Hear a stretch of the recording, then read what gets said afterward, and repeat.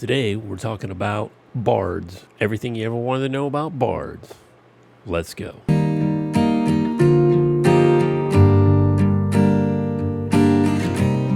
All right, today we are talking about the class of bard. The bard, music is more than a fancy. It is power. Through the study of adventure, you have mastered song, speech, and the magic within. Over on the left here, you can see is their main ability is charisma, followed closely with dexterity. Between those two, I would think intelligence plays a role as well due to the spells they can cast. Because they have cantrips, Vicious Mockery, which is hilarious, and Blade Ward.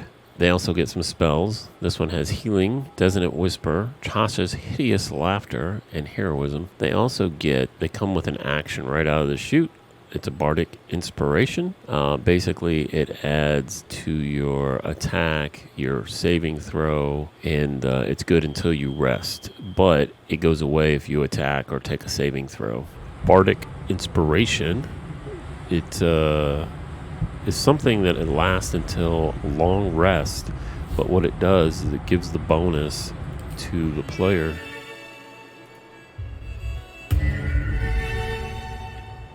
She has Bardic Inspiration, can use Bardic Inspiration to add a 1d6 bonus to the next attack roll, ability check, or saving throw, and that's it appears until her next attack. Races.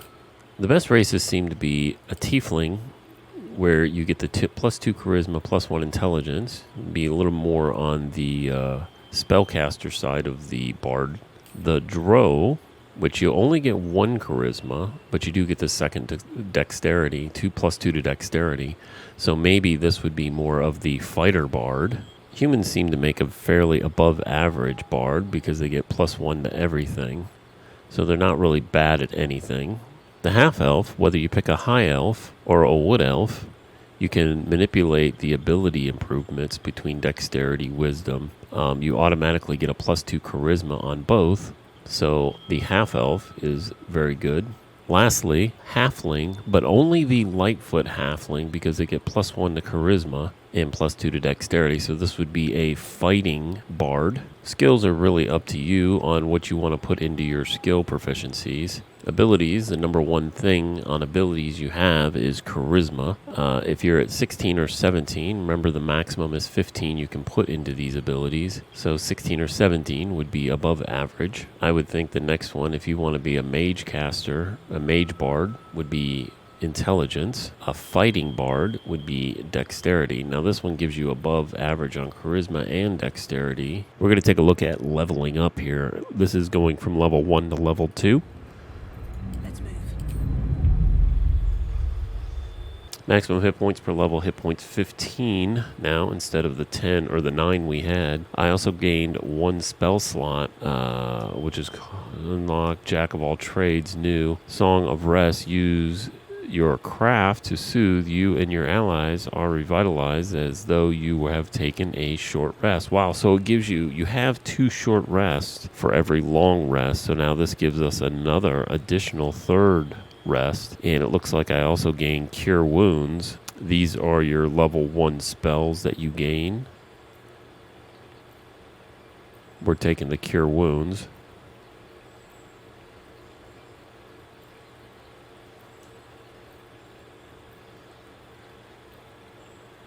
And that's all there is for level 2. All right, so we're going to look at level 2 to level 3.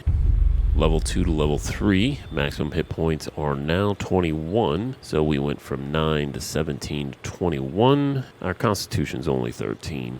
Level 1 spell slots unlocked. We unlocked that last level. Now level 2 is unlocked. Skills versus expertise. Your proficiency bonus is doubled for any ability check that uses either of your chosen proficiencies. Our subclasses is College of Lore or College of Valor. Subclass for College of Lore, additional proficiencies are Cutting Words. College of Valor is the other subclass that breeds us to medium armor proficiency, shield proficiency, proficiency and martial weapon proficiency. And, of course, combat inspiration. Inspire an ally with your valor to go above and beyond their abilities. So it looks like we get some more spells here at level 3.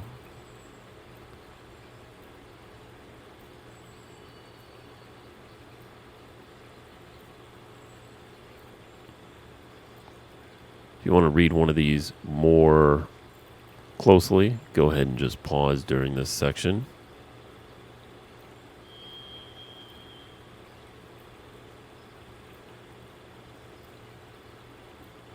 Some of these came from level 1. So level 3 to 4 with the Bard. Through experience, you acquire new power. You gain the following traits. Maximum hit points are up to 27. Class level 2 spell slot unlocked. She's kind of going down the archer line, so we're gonna go with True Strike. We pick up a new spell. We're gonna go with Cloud of Daggers. And as a level 4 Bard, it looks like we get a new feat, ability improvement. Increase one ability by 2 or 2 abilities by 1. You can't increase an ability above 20 using this feature. We're going to probably go with Charisma and Dexterity are probably the 2 big ones because Charisma is being a Bard Charisma is important. Dexterity because of her being a archer. On top of that, she can cast that Bardic Inspiration and still attack with her weapon. One of the interesting things is of the Bard is they have these spells. Like this one is Dissonant Whisper. Whispers a discording melody into the creature and frightens it. Saved against it, but it did take 3 damage. So I want to try this Vicious Mockery. Unleash a string of enchanted insults at a creature and impart disadvantages on its next attack roll. Listen! So this for a game of soldiers. It actually takes damage too. He's sad now. Thanks for watching this character reveal, the Bard. Make sure you like and comment down below on what character you're going to be playing during Baldur's Gate 3. Have a wonderful day.